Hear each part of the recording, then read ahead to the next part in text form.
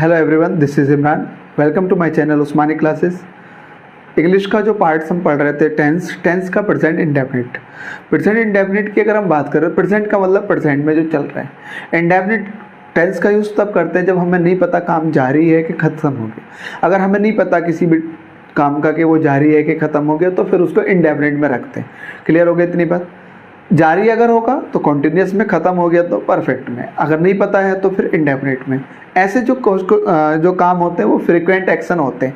Frequent मतलब होता है एक अंतराल में रिपीट होते रहते हैं। जैसे वो कोई व्यक्ति स्कूल जाता है, कोई स्टूडेंट स्कूल जाता है, तो वह रोज़ स्कूल जाता है, तो आज भी गया, कल भी गया होगा, तो कल को भी जाएगा, तो वो फ्रीक्वेंट एक्शन है। फ्रीक्वेंट मतलब फ्रीक्वेंसी में, यानी कि एक अंतराल में चेंज होता रहता है। तो फ्रीक्वेंट एक्शन जो हमारे प्रेजेंट इंडेफिनिट में बनते हैं, ये एप्लीकेशन ऑफ प्रेजेंट इंडेफिनिट हम पढ़ रहे हैं।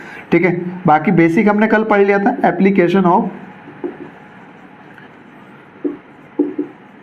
Present indefinite tense, application of present indefinite tense, PIT हम लिख रहे हैं यहाँ पे। तो एप्लीकेशन हम पढ़ रहे हैं प्रेजेंट इंडेफिनिट टेंस की क्या होगी। ठीक है, एक बार मैं जल्दी से बता देता हूँ। प्रेजेंट इंडेफिनिट टेंस वर्ब की फर्स्ट फॉर्म में एस या ES, या फिर वर्ब की first form according to the subject of the sentence.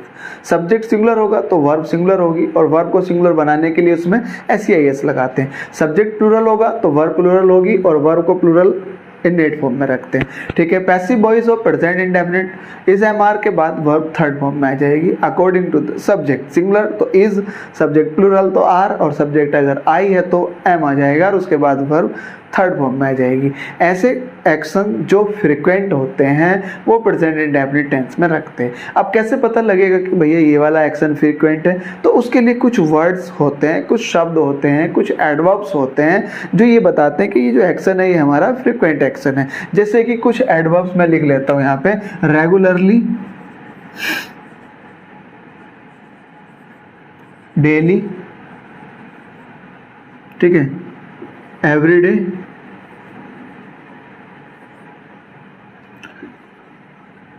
Every week, every month, ठीक है, एवरी ईयर,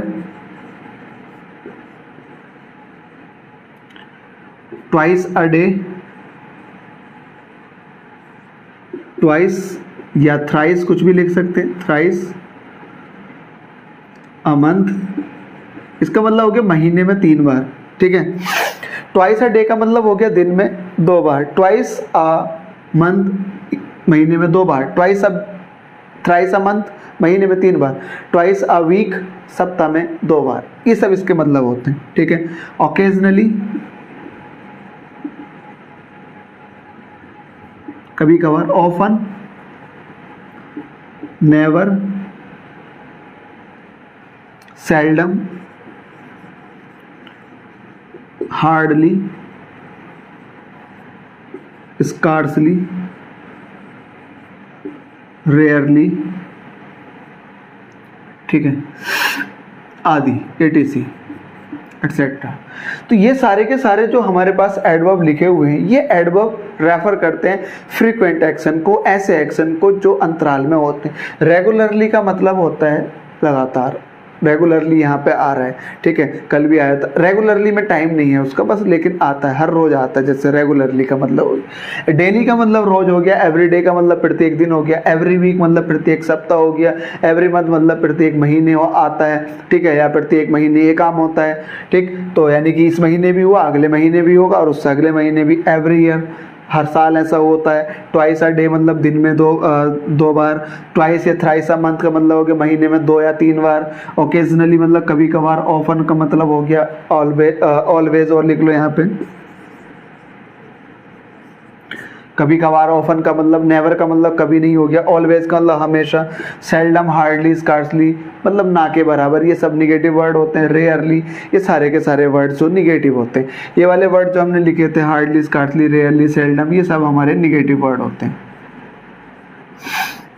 ठीक है। अगर ये वर्ड हमारे पास सेंटेंस में मिल जाते हैं, ये एग्जाम के पॉइंट्स ऑफ व्यू से पढ़ रहे हैं, application of present indefinite tense का मतलब हो गया ये अब एग्जाम में पूछे जाने वाले क्वेश्चन है। अब देखना जरा ध्यान से, मैं फिर से बता रहा हूँ भैया, फ्रीक्वेंट एक्शन, ये वर्ड फ्रीक्वेंट एक्शन शो करते हैं, जितने भी ये वर्ड्स हैं फ्रीक्वेंट एक्शन प्रेजेंट इंडेफिनिट में बनेगा, बस इतनी बात ध्यान रखनी है। और फ्रीक्वेंट एक्शन शो करने के लिए ये वाले वर्ड्स उसमें लिखे हुए होंगे। 4-5 क्वेश्चन से इस बात को समझ लेते हैं जो एग्जाम में आए हुए। मैं हटा देता हूँ इसको, ठीक है। ये हमारे पास एडवर्ब्स फॉर्म में सारी की सारी जो कि बताती है फ्रीक्वेंसी को, फ्रीक्वेंट एक्शन को, ठीक है। अब हमारे पास क्वेश्चन ये है, he is going to school daily, ठीक है, एक क्वेश्चन ये। दूसरा क्वेश्चन, ही इज, शी लिख देता हूं, she is cooking very delicious food every day.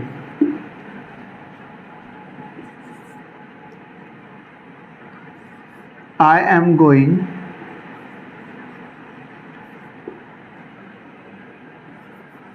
for a morning walk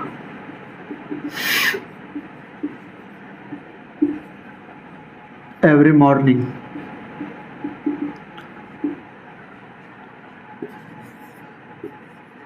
The manager of this company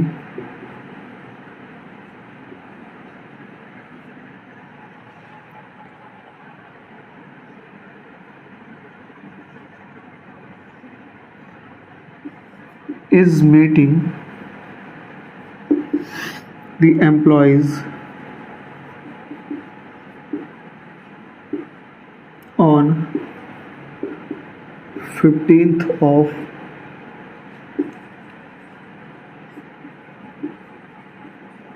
every month. देखना भैया, बड़े आसान से क्वेश्चन है, एग्जाम में किस तरह से पूछे जाते हैं इस बात को समझ लेते हैं। देखो जरा भैया, डेली आ गया यहाँ पे, एवरी डे आ गया यहाँ पे, एवरी मॉर्निंग आ गया, और यहाँ पे एवरी मंथ आ गया। हर डेली मतलब हर रोज ऐसा होता है, एवरी डे मतलब प्रत्येक दिन ऐसा होता है, एवरी मॉर्निंग मतलब प्रत्येक सुबह ऐसा होता है, एवरी मंथ मतलब हर एक महीने ऐसा होता है, ठीक है, जो भी इसका सेंस है, ठीक है। तो ये फ्रीक्वेंट एक्शन है, फ्रीक्वेंट एक्शन प्रेजेंट इंडेफिनिट में बनते हैं, और ये बने किस में, इस के बाद वर्ब की फर्स्ट फॉर्म में आईएनजी लगा हुआ है, और बने हुए हैं प्रेजेंट कंटिन्यूअस में, जबकि बनने हैं प्रेजेंट इंडेफिनिट में, क्योंकि सारे के सारे फ्रीक्वेंट एक्शन है। वो रोज स्कूल जाता है, he is going to school daily मतलब रोज स्कूल नहीं जा रहा है, जा रहे का मतलब हो गया, जा रहा है का मतलब हो गया कि कंटिन्यूअस, और कंटिन्यूअस का मतलब हो गया काम इनकम्प्लीट, और काम इनकम्प्लीट है तो मतलब खत्म भी हो जाएगा, ठीक है। जबकि वो खत्म नहीं हुआ, ना तो शुरू पता लग रहा है कब शुरू हुआ, ना ही ये पता कब खत्म होगा, बस ये है कि वो स्कूल जाता है, कल भी गया था, परसों भी। फ्रीक्वेंट एक्शन है, एक पर्टिकुलर टाइम पर रिपीट हो रहा है, तो फ्रीक्वेंट एक्शन प्रेजेंट इंडेफिनिट में बनेगा। He is going to school daily की जगह ही गोज, ही के हिसाब से वर्ब की फर्स्ट फॉर्म लगेगी, और गो की वर्ब की फर्स्ट फॉर्म यानी कि गो वर्ब फर्स्ट फॉर्म में गोज हो जाती है, तो he goes to school daily, ये इसका आंसर होगा। He is going to school daily, वो रोज स्कूल जा नहीं रहा है, रोज स्कूल जाता है, ये बात हो जाएगी, ठीक है। जा रहा है का मतलब हो गया काम इनकम्प्लीट है, तो इसका मतलब ऐसा नहीं है कि वो स्कूल जा रहा है तो अभी थोड़ा सा निकलना शुरू हुआ है ना, और उसके बाद थोड़ा सा 2 दिन पहले निकलना शुरू हुआ था, फिर अभी रास्ते में है ना, 4 दिन के बाद फिर वो पहुंचेगा, ऐसा नहीं है ना। फ्रीक्वेंट एक्शन है, फ्रीक्वेंट एक्शन मतलब ये हो गया कि उसको रोज स्कूल जाना है, आज भी गया था, कल भी गया था, आज भी गया है, कल भी गया था, परसों भी जाएगा, मतलब कल जाएगा, ठीक है। तो ये फ्रीक्वेंट एक्शन है, प्रेजेंट इंडेफिनिट में बनेगा। इसको देख लेते हैं, she is cooking very delicious food every day, प्रत्येक दिन बना नहीं रही है, बनाती है, रोज बनाती है, प्रत्येक दिन जो है डिलीशियस फूड वो बनाती है। इसको देख लेते हैं, तो सी इज कुकिंग बनाने रही है, फ्रीक्वेंट एक्शन है क्योंकि एवरी डे आया हुआ है, कल भी बनाया था उसने, आज भी और कल को भी बनाएगी, है ना, तो ये फ्रीक्वेंट एक्शन है, प्रेजेंट इंडेफिनिट में बनेगा। इस कुकिंग की जगह क्या जाएगा, सी के अकॉर्डिंग कुक्स हो जाएगा, तो she cooks very delicious food every day. इसको ऐसे समझ सकते हैं, एवरी डे हो गया, एवरी मंथ हो गया, ये फ्रीक्वेंट एक्शन शो करते हैं। इसी तरह से एवरी मॉर्निंग आ गया, आई एम गोइंग, गोइंग नहीं होगा, आई के हिसाब से वर्ब की फर्स्ट फॉर्म गो हो जाएगी, I go for a morning walk every morning, मैं प्रत्येक प्रत्येक सुबह मॉर्निंग वॉक के लिए जाता हूँ, जा नहीं रहा हूँ, जाता हूँ। आई एम गोइंग का मतलब हो गया मैं जा रहा हूँ, ठीक है। अगर वो तुम बोलो कि मैं बाजार जा रहा हूँ, कोई व्यक्ति बाजार जा रहा है तो बोलेगा I am going to market, ठीक है। वो जा रहा है और फिर बाजार चला जाएगा और जाके फिर वापस भी आ जाएगा। अब ऐसा नहीं कि हर रोज़ जा रहा है, हर रोज़ अगर जाएगा, वो आज भी गया कल भी, तो फिर वो फ्रीक्वेंट एक्शन हो गया, तो फिर उसको प्रेजेंट इंडेफिनिट में रखना पड़ेगा। आई गो टू मार्केट डेली, ऐसा हो जाएगा। और अगर एक दिन की बात चल रही है, मान लो आज इसका मन किया तो ये जा रहा है, ठीक है, रोज़ नहीं जाता, आज जा रहा है, तो फिर आई एम गोइंग बिल्कुल सही हो जाएगा, कोई दिक्कत नहीं है। फिर यहाँ पे एवरी मॉर्निंग लगाने की जरूरत नहीं पड़ेगी, ठीक है। तो एवरी मॉर्निंग, एवरी डे, ये सब फ्रीक्वेंट एक्शन शो करते हैं, ये प्रेजेंट इंडेफिनिट में बनेंगे। The manager of this company, इस कंपनी का मैनेजर। अब सुनो जरा ध्यान से, ये इज वर्ब है, इज मीटिंग, वर्ब से पहले सब्जेक्ट होता है, जरा ध्यान से समझना। ये अब मैं सब्जेक्ट वर्ब एग्रीमेंट का कंसेप्ट बता रहा हूँ यहीं पे साथ साथ में। ये वर्ब है, वर्ब से पहले सब्जेक्ट है, लेकिन हमने बात देखी तो ये ऑफ प्रीपोजिशन है। प्रीपोजिशन तो अपने बाद अपना ऑब्जेक्ट लेता है, तो ये ऑब्जेक्ट है। अगर ये ऑब्जेक्ट है तो फिर सब्जेक्ट ये मैनेजर हो गया, और मैनेजर अगर सब्जेक्ट हो गया तो मैनेजर सिंगुलर है, और मैनेजर अगर सिंगुलर है तो वर्ब की सिंगुलर फॉर्म आएगी। और दूसरी बात, ये एवरी मंथ है तो इज मीटिंग तो आएगा नहीं, क्योंकि एवरी मंथ आ गया तो फ्रीक्वेंट एक्शन है, फ्रीक्वेंट एक्शन है तो फिर प्रेजेंट इंडेफिनिट में बनेगा। इज मीटिंग की जगह फिर प्रेजेंट इंडेफिनिट में मीट्स आएगा, मीट्स, क्योंकि मैनेजर सिंगुलर है और सिंगुलर के लिए सिंगुलर वर्ब, और वो हो जाएगी meets the company on 15th of every month, यानी कि प्रत्येक महीने की 15 तारीख को। अब एक बात और समझ लो, डेट के साथ यहाँ पे मैंने ऑन लगाया, तो यहाँ पे एक बात और नोट कर लो, डे और डेट के साथ प्रीपोजिशन जो भी लगेगी वो हम ऑन का यूज करेंगे। डे और डेट के साथ प्रीपोजिशन ऑन लगेगी, ठीक है। मान लो जैसे मंडे की अगर बात करें तो ऑन मंडे, ट्यूसडे की बात करें तो ऑन ट्यूसडे, ठीक है। और अगर डेट है कोई 15 तारीख है तो on 15th, on 16th, on 14th, है ना, तो ये डेट हो जाएगी। क्लियर हो गई, इतनी बात समझ आ गई। Frequent action present indefinite tense में बनते हैं, बड़ा ही आसान सारी चीज़ें। इसके अलावा और कौन कौन से एक्शन है जो हमारे प्रेजेंट इंडेफिनिट में बनते हैं? तो एक तो फ्रीक्वेंट एक्शन होगा, दूसरा फिर हमारा कौन सा होगा, एप्लीकेशन में चल रहा है, ठीक है, प्रेजेंट इंडेफिनिट टेंस की एप्लीकेशन में चल रहा है। क्लियर हो गई इतनी बात, मैं इसको हटा देता हूँ, ठीक है।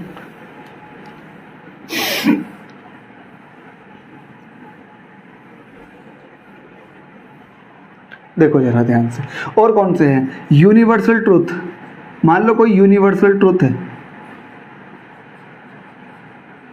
इटर्नल ट्रूथ है,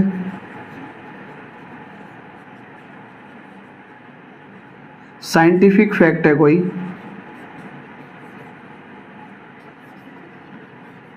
ठीक है, मैक्सिम है कोई, मैक्सिम मतलब कहावत होता है, ठीक है, मैथमेटिकल फैक्ट है,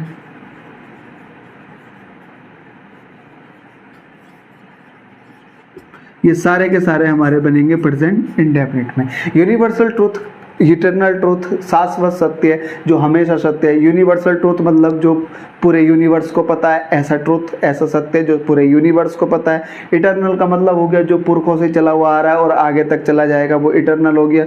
साइंटिफिक फैक्ट जैसे कि साइंटिफिक फैक्ट जैसे कि होता है जैसे पानी 100 डिग्री सेंटीग्रेड पे उबलता है तो वो साइंटिफिक फैक्ट हो गया, है ना। मैथमेटिकल फैक्ट हो गया, जैसे कि मैथमेटिकल फैक्ट हो गया जैसे 2 और 2 4 होते हैं, है ना, ये मैथमेटिकल फैक्ट हो गए सारे। मैक्सिम मतलब कोई भी कहावत हो गई, ठीक है, जैसे कि ट्रुथ नेवर डाई, सत्य कभी नहीं मरता है ना। ये सारे के सारे मैक्सिमम जो होते हैं, मतलब मैक्सिम जो होती कहावतें जो होती हैं, सब प्रेजेंट इंडेफिनिट में बनती हैं, क्योंकि वो पहले भी सत्य थी, अब भी सत्य और वो हमेशा ही सत्य रहेंगे। तो ये सारे के सारे हमारे प्रेजेंट इंडेफिनिट में बनते हैं। एक एग्जाम्पल के थ्रू इस बात को समझ लेते हैं।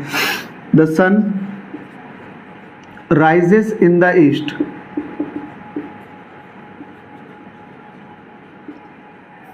यहाँ पे एक बात और समझ लो इस सेंटेंस में, देखो और इम्पोर्टेंट बात क्या आई है, सन यानी कि सन की अगर हम बात करें या किसी भी प्लेनेट की बात अगर हम करें, सन तो स्टार हो गया, बाकी किसी प्लेनेट की भी बात करें तो उसके साथ आर्टिकल द का यूज किया जाएगा। इसी तरह से direction east west north south, इनके साथ भी आर्टिकल द का यूज किया जाएगा। भाई काम खत्म कर लेते हैं यहीं पे, इन सारी चीज़ों को आर्टिकल में तो पढ़ ही लेंगे जाके। क्या अब हमने बात की है सन या कोई प्लेनेट है, इनके साथ आर्टिकल द का यूज करेंगे हम, ठीक है। और जैसे कोई भी डायरेक्शन है ईस्ट वेस्ट नॉर्थ साउथ, इनके साथ भी आर्टिकल द आएगा। तो the sun rises in the east का मतलब हो गया सूरज पूरब से उगता है, ये इटरनल ट्रूथ है, आज भी उगता है और हमेशा उगेगा, ठीक है। ये सारा का सारा इटरनल ट्रूथ है। द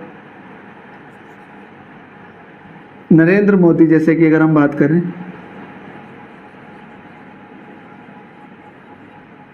तो is the prime minister of India.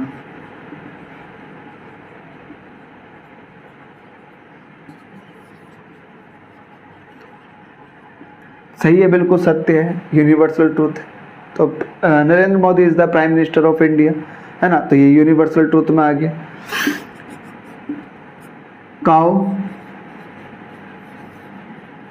Gives us milk, गाय दूध देती है, यूनिवर्सल ट्रूथ है, बिल्कुल देती, कोई दिक्कत नहीं है। Water boils at 100 degree centigrade, पानी जो है वो 100 डिग्री सेंटीग्रेड पे उबलता है, साइंटिफिक फैक्ट है, बिल्कुल प्रेजेंट इंडेफिनिट में बनेगा, इसलिए वर्ब की फर्स्ट फॉर्म में SEIS लगा, बॉइल्स आ गया। वाटर अनकाउंटेबल नाउन है तो वर्ब की फर्स्ट फॉर्म में SEIS लगेगा। काउ सिंगुलर है तो वर्ब की फर्स्ट फॉर्म में SEIS लगेगा। ठीक है,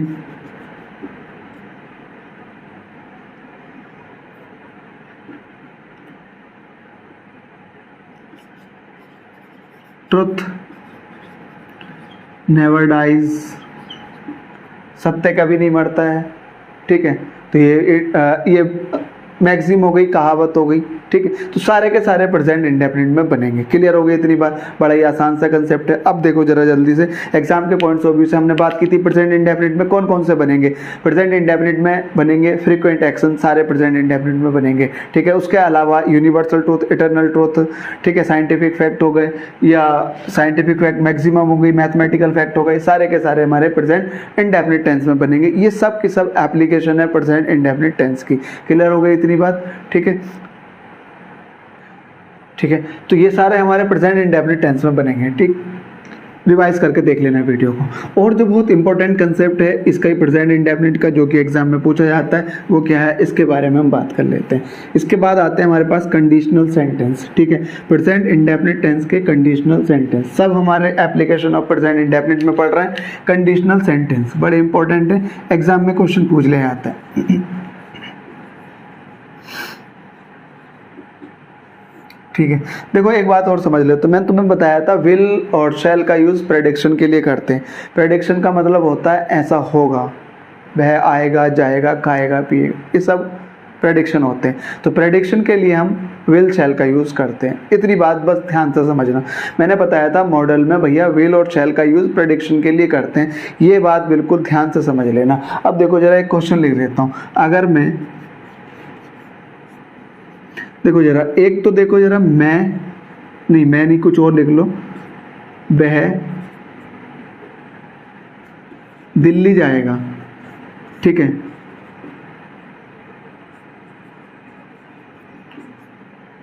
तो ये क्या हो गया, प्रेडिक्शन है, हो सकता है कि ना जाए। मैं बोल रहा हूँ, मुझसे उसने कहा कि मैं दिल्ली जाऊंगा, तो अब मैंने ये बात बोल दी भैया वह दिल्ली जाएगा, लेकिन हो सकता है कि वह दिल्ली ना जाए। लेकिन अगर मैं इसमें बात करूं, अगर वह दिल्ली जाएगा,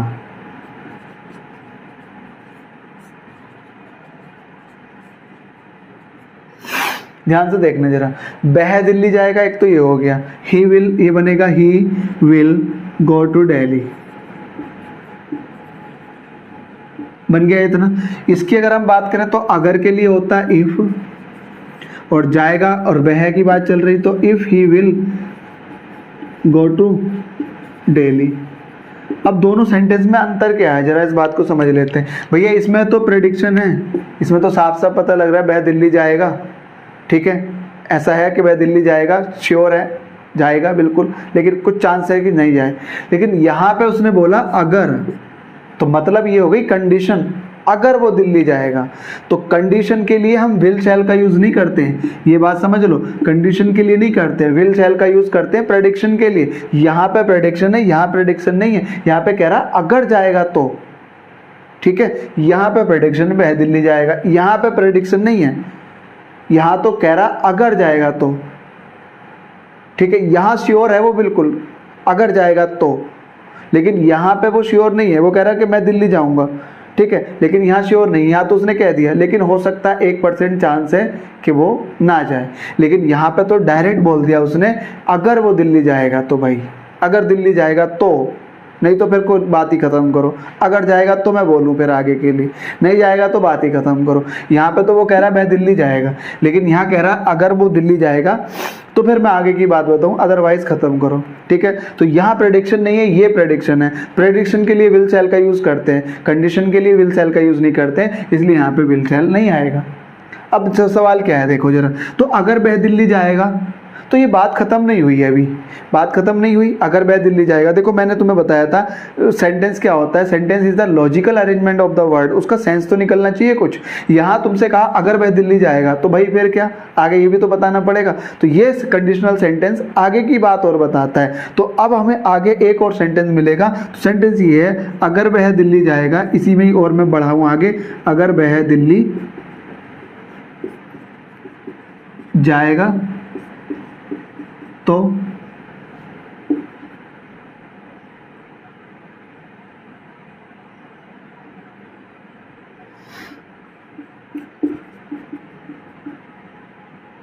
मैं उससे मिलूंगा।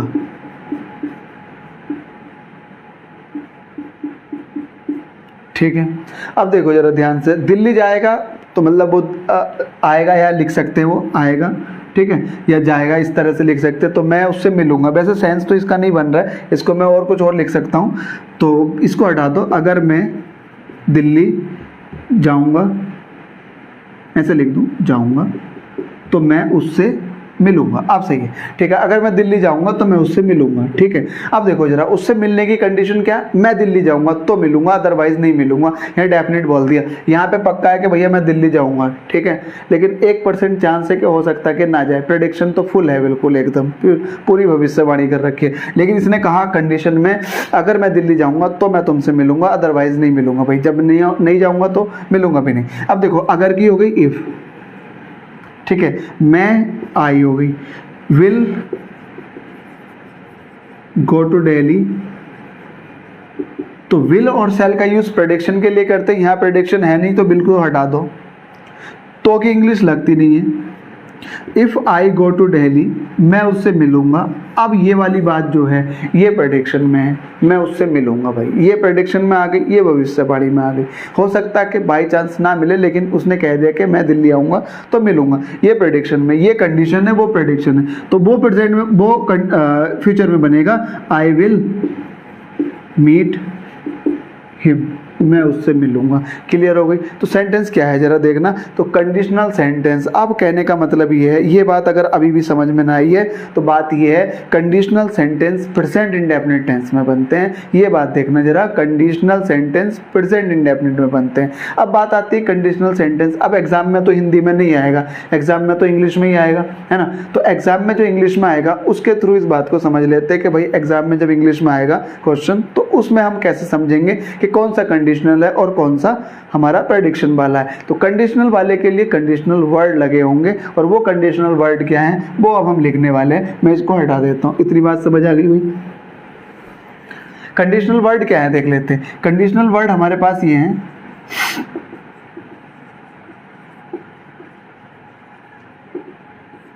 एक तो ये हो गया इफ, ठीक है,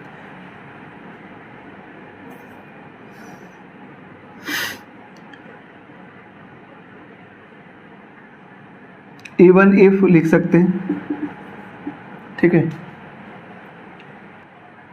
ठीक है। इन केस, ज्यादातर क्वेश्चन इफ और इन केस से बन जाते हैं, हमारे काम खत्म हो जाता है। If, even if, in case, provided that,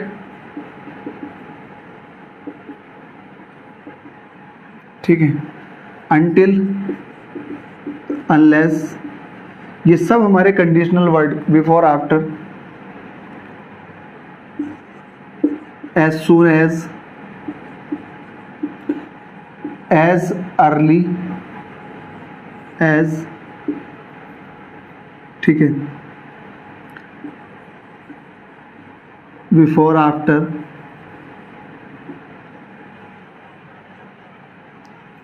ठीक है, when, whenever, whatever, wherever ETC, चलो इतना ही बहुत, ठीक है। ये सारे के सारे हमारे कंडीशनल वर्ड, ज्यादातर क्वेश्चन हमारे इफ और इवन इन केस से आ जाते हैं, काम खत्म हो जाता है, इतना ज्यादा नहीं पढ़ने की जरूरत है। अनटिल और अनलेस, इनसे हमारे खत्म हो जाते हैं। अब देखो जरा, ये जो वर्ड जिनके साथ लगे होंगे ना, वो ये कंडीशनल वर्ड है, और ये कंडीशनल वर्ड जिस सेंटेंस के साथ लगेंगे वो कंडीशनल सेंटेंस होगा। और कंडीशनल सेंटेंस हमारे कंडीशनल सेंटेंस में विल, वुड, शैल, शुड का यूज नहीं करते हैं। क्यों नहीं करते? क्योंकि वो प्रेडिक्शन नहीं होता है, नहीं होता, वो कंडीशन होती है, और कंडीशन हमेशा प्रेजेंट इंडेफिनिट में बनती है। क्लियर हो गई इतनी बात? तो ये कंडीशनल वर्ड है। एक दो क्वेश्चन के साथ इस बात को समझ के खत्म करते हैं, ठीक है। अब मैं सेंटेंस ये लिख देता हूं, in case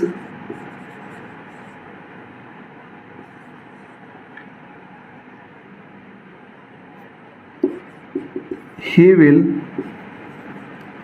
return my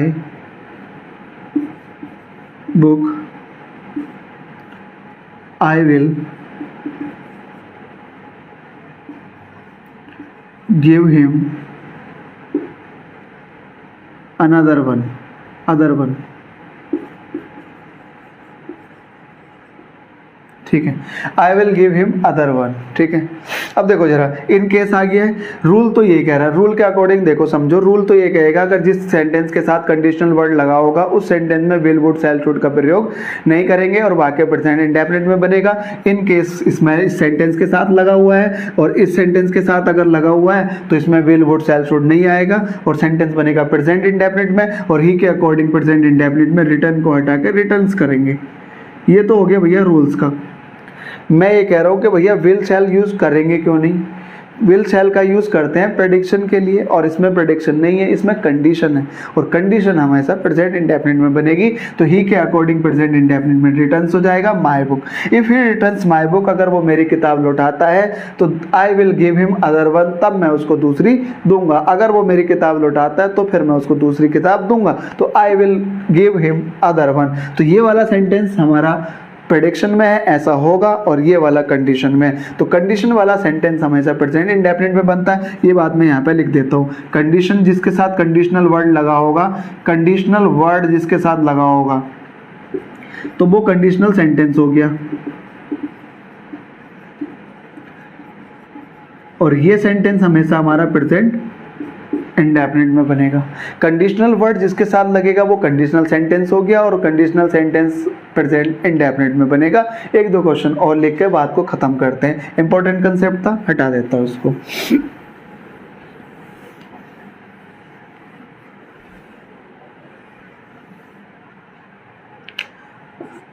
until he will return, I will wait for him। एक क्वेश्चन ये, if they will not work hard,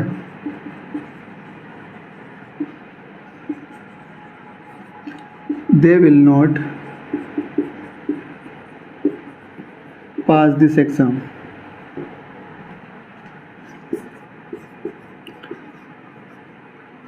unless he, unless हटा दो, अभी हम बाद में करेंगे। In case he will reach on time, he will reach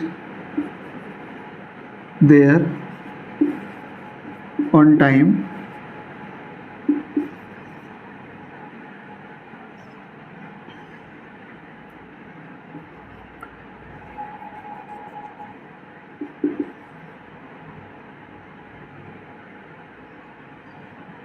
if he will reach there on time,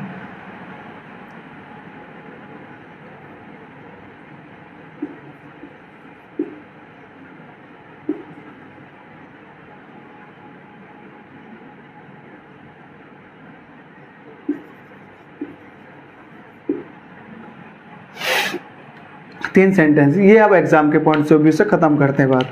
until he will return, देखो until हो गया, इफ हो गया, इन केस हो गया, ये सारे वर्ड कंडीशनल है और कंडीशनल वर्ड वाले सेंटेंस कंडीशनल सेंटेंस होते हैं और कंडीशनल सेंटेंस में विल वुड शैल शुड का प्रयोग नहीं करते हैं और सेंटेंस प्रेजेंट इंडेफिनिट में बनता है। काम खत्म करते हैं भैया, इस विल को हटा दो, ही के अकॉर्डिंग रिटर्न में रिटर्न्स लगा दो क्योंकि प्रेजेंट इंडेफिनिट में बनना है। ये तो हो गया करेक्शन। एरर तो ये हो गई इसमें भैया, एरर लगा के खत्म करो, इस वाले पोर्शन में एरर हो गई।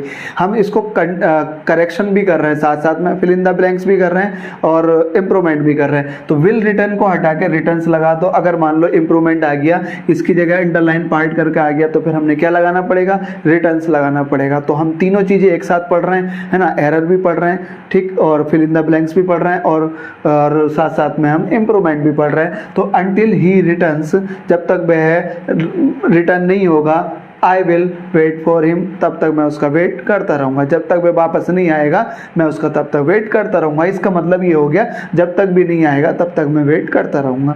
तो अंटिल ही रिटर्न्स, जब तक वह वापस नहीं आएगा, I will wait for him. यहाँ पे एक बात और मैं बता देता हूँ जल्दी से, अंटिल और अनलेस दोनों निगेटिव वर्ड होते हैं।